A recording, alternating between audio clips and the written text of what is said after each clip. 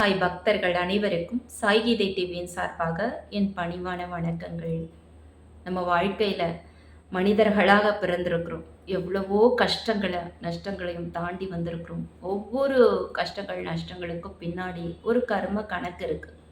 அந்த கர்ம கணக்கை தீர்க்கறதுக்கு தான் விதவிதமான கஷ்டங்களை நாம அனுபவிச்சுட்டு இருக்கோம் இந்த மனித உருவத்துல இருந்து கொண்டு. அதுதான் உண்மை. ஆனா இந்த கர்மான்றத நம்மளால போக்கவே முடியாது. எப்படியா இருந்தாலும் இந்த கர்மாவில இருந்து அவ்வளவு சீக்கிரம் நம்மளால விடுபடவே முடியாது. அதற்கு உண்டான கஷ்டங்களை நாம் அனுபவித்தால் தான் இந்த கர்மாவிலிருந்து விடுபட முடியும். இல்லை என்றால் பிறவிகள் பல எடுத்து இந்த கர்ம வினையிலிருந்து நாம நீங்க வேண்டிய ஒரு சூழ்நிலைக்கும் கட்டாயத்திற்கும் ஆளாக்கப்படுவோம். இந்த கர்மத்தின் விளைவு எப்படி வேணாலும் இருக்கலாம். ஒரு நோய் நமக்கு தாக்கி இருக்கலாம். அந்த நோயிலிருந்து விடுபடுவதற்கு நாம் ரொம்ப கஷ்டப்படுவோம். அந்த நோயிலிருந்து விடுபடுவதற்கான உபாயத்தை பாபா தேர்ந்தெடுத்து கொடுப்பார். நம்மளுடைய கர்மா அந்த நோயா இருக்கலாம். நம்மளுடைய கர்மா ஒரு வாழ்க்கையுடைய ஒரு அமைப்பாக இருக்கலாம்.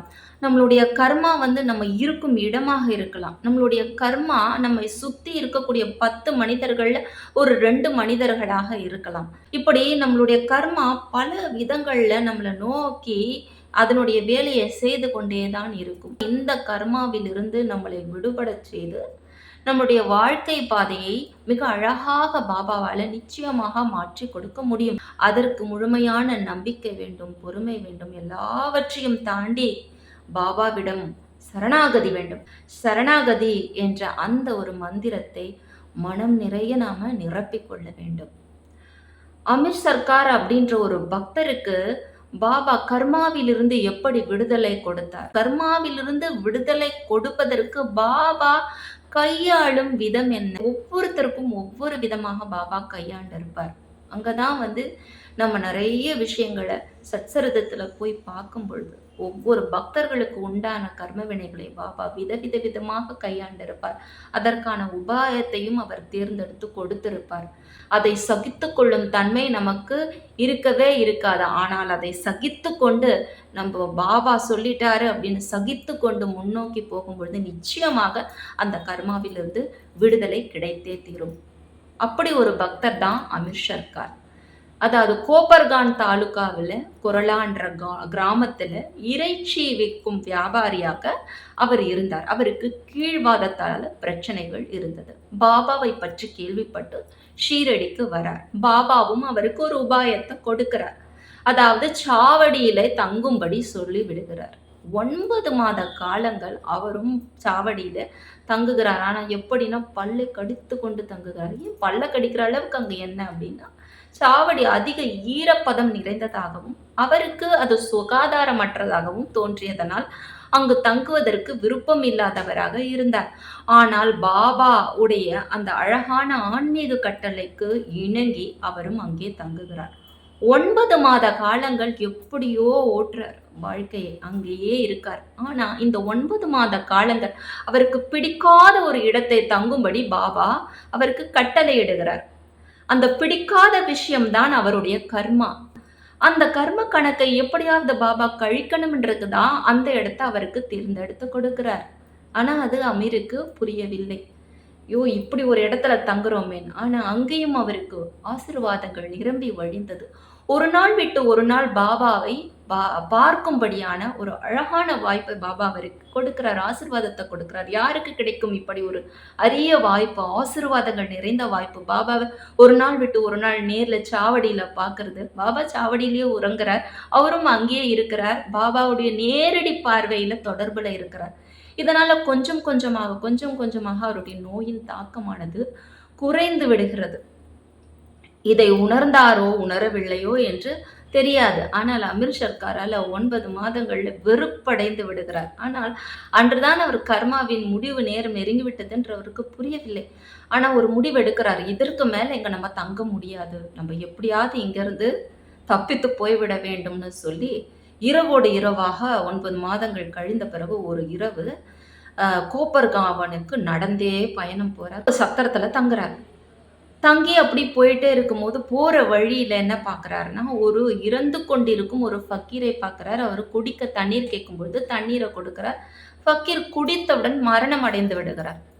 பயந்து போயிடுறாரு அமீர் சர்க்கார். ஐயோ, இவர் என்ன நம்ம தண்ணி கொடுத்ததும் இறந்துட்டாரே, இது மட்டும் போலீஸுக்கு தெரிஞ்சதுன்னா என்ன ஆகும்? எக்கச்சக்க விசாரணைக்கு நம்மள கூப்பிட்டு ரொம்ப பெரிய பிரச்சனையில நம்ம மாட்டிக்குவோமே, எப்படி இதிலிருந்து விடுபடுறதுன்னு தெரியலையேன்னு பயந்து போய் இரவோடு இரவாக பாபாவுடைய நாமத்தை ஜெபித்து கொண்டே கோப்பர்காவன்லேருந்து ஷீரடிக்கு வந்து சேர்ந்துகிறார். அப்பா சாமின்னு ஆயிடுது அவருக்கு. தன்னுடைய தவறுக்காக அங்கேயே வருந்துகிறார். பாபாவுடைய வார்த்தைகளை மீறி அவர் சொன்ன இடத்திலிருந்து நம்ம நீங்கி வந்ததுனால தான் இந்த பிரச்சனைக்கு நம்ம ஆட்கொள்ளப்பட்டோமோ அப்படின்னு பயந்து பயந்து பயந்து இரவெல்லாம் அந்த பயத்திலேயே வரார். பயத்தையும் கொடுத்து பாபாவுடைய கர்மாவை நீக்கி இருக்கிறார்ன்றதான் உண்மை. பாபாவுடைய வார்த்தைகளை மீறி அவர் போனதுனால அதற்கு உண்டான பலனை அனுபவிக்கிறாரு. அவருக்கு பயம் அவரை சூழ்கிறது, பதட்டம் அவரை சூழ்கிறது. உடனடியாக தன் தவறை உணர்ந்து அந்த இடத்திலிருந்து மீண்டும் பாபாவிடம் வருகிறார். இதுதான் முழுமையான சரணாகதி. இந்த இடத்துல தான் அவர் முழுமையாக சரணாகதி அடைகிறார். முழுமையாக அந்த நோயிலிருந்தும் அவர் விடுபடுகிறார். 9 மாத காலம்ன்றது 9 அப்படிங்கிறது ஒரு மனிதன் தன் தாயினுடைய வயிற்றில் கருவில் வளர்ச்சி உருவதற்கான முதிர்ச்சி உருவதற்கான ஒரு நேரமாக கருதப்படுகிறது. அதே மாதிரி அந்த 9 மாதத்தை பாபா பயன்படுத்தி கொண்டார். எப்படி ஒரு குழந்தை முழுமையாக வளர்ச்சி அடைகிறதோ அது மாதிரி ஏன் உன்னை நான் இந்த 9 மாத காலம் இங்கே தங்க வைத்தேன் அப்படிங்கிற இந்த ஆன்மீக அறிவை பாபா அவருக்கு போதிக்கிறார். போதித்ததோடு அல்லாமல் ஆன்மீக வளர்ச்சியை தாண்டி அவருடைய கர்மாவையும் முழுமையாக கழிக்கிறார்.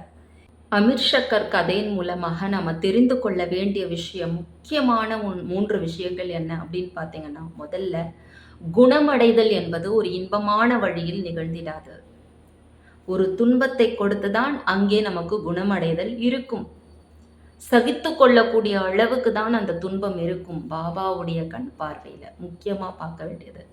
2வது, சில நேரங்கள்ல எதிர்மறை ஆற்றல் உள்ள இடத்தில் தான் நமக்கு ஆசீர்வாதங்களே நிகழும். இந்த எதிர்மறை ஆற்றல்னு சொல்றதை விட நமக்கு பிடிக்காத விஷயங்கள், நமக்கு பிடிக்காத ஒரு சூழ்நிலையில தான் தெய்வீக அருள் நமக்கு அதிகமா கிடைக்கும். 3வது, இது 2ம் ஏன் நடக்குது அப்படின்னா, நம்மளுடைய கர்மாவை சுத்திகரிப்பதற்காகத்தான் இது அத்தனையும் நிகழ்கிறது. இங்கே அமீர் சர்க்காருக்கு அவருக்கு பிடிக்காத ஒரு சூழ்நிலையை தான் கொடுத்தார். ஆனால் அவர் உடலை வாட்டி கொண்டிருந்த அந்த கீழ்வாதத்திலிருந்து முழுமையாக அவருக்கு விடுதலை கொடுத்தார். 9 மாத காலங்கள் பயன்படுத்தி கொண்டார். ஆனால் அந்த 9 மாத காலங்களும் அவர் மனதாலும் உடலாலும் பக்குவப்படுத்துவதற்கு பாபா அவரை அங்கே இருக்கும்படி செய்தார்.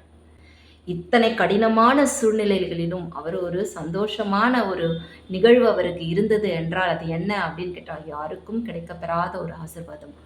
பாபாவின் கண் பார்வையிலேயே அவர் இருந்தார். இப்படிதான் நம்ம எல்லோரும் 10 பேர் இருப்போம் ஒரு வீட்டில், அதில் 2 பேர் நமக்கு எதிராக செயல்படுறவங்களா இருப்பாங்க. ஆனாலும் அங்கே நம்ம ஒரு சந்தோஷத்தோடவே இருந்துகிட்டு இருப்போம். அவங்க எதிரிலே நம்ம சிரிப்போம். ஒரு நாள் நல்லா இருக்காது, ஆனாலும் 3/4 நாள் நம்ம சந்தோஷத்திலே திளைத்திருப்போம்.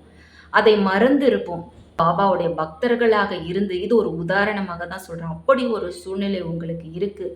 இருந்தாலும் அதை தாண்டி ஒரு சந்தோஷத்திலேயே நீங்கள் இருந்துக்கிட்டே இருப்பீங்க. அதற்கு காரணம் பாபாவுடைய அனுகிரகம் தான், பாபாவுடைய ஆற்றல் தான்.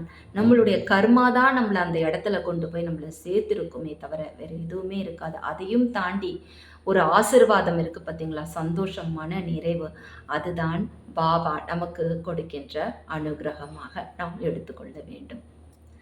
பொறுமையோடும் நம்பிக்கையோடும் காத்து கொண்டே இருங்கள். நம்மளுடைய வாழ்க்கையில் நிச்சயமாக நல்லது தான் நடக்கும். அமீர் சர்க்காருக்கு 9 மாதங்கள் ஆயிருக்கு, நமக்கு 9 வருடங்கள் கூட ஆயிருக்கலாம். ஆனால் நிச்சயமாக ஒரு நாள் பதில் கிடைக்கும், கிடைக்காமல் போகாது. அப்படி கிடைக்கின்ற பதில் நம்மளை முழுமையான ஒரு மனிதராக மாற்றியிருக்கும், நம்மளை ஒரு நல்ல ஒரு பாதைக்கு எடுத்து சென்று இருக்கும், நம்மளுக்கு ஒரு நல்ல வழிகாட்டுதலை பாபா கொடுத்திருக்கிறார் அப்படிங்கிற உணரும் காலம் கட்ட வரும் பொழுது நாமளே நம்மளை நினச்சி சில நேரங்களில் வருத்தப்படக்கூடிய சூழ்நிலை கூட வரும். நேரடியாக பாபா கிட்ட போய் மன்னிப்பு கூட கேட்கக்கூடிய சூழ்நிலையை பாபா உருவாக்கி கொடுப்பார். ஒரு குழந்தையை தாய் எப்படி கையாளுகிறாளோ அது போல தான் நம்மளை கையாளுவார். ஒரு குழந்தைக்கு ஒவ்வொரு மாதிரியும், இன்னொரு குழந்தைக்கு இன்னொரு மாதிரியும் அவர் நடந்து கொள்கிறார் என்றால் அது அந்த குழந்தைக்கு உண்டான கர்மாவின் செயல்பாட்டுக்கு தகுந்த மாதிரி பாபாவின் ஆசீர்வாதங்கள் இருக்கும். கடினமான பாதைகளை கடந்து போனாதான் நம்ம வாழ்க்கை அழகாக இருக்கும் அப்படிங்கிற ஒரு அழகான விஷயத்தை பாபா அமீர் சர்க்கார் மூலமாக நமக்கு புரிய வைத்தார். மீண்டும் சாய்கீதா டிவியில் இது போன்ற பாபாவின் பல அற்புதங்களும் அதன் மூலமாக பாபா நமக்கு எடுத்துரைக்கும் வாழ்க்கை பாடங்களையும் தத்துவங்களையும் பார்ப்போம். ஜெய் ஜெய் சாய்ராம்.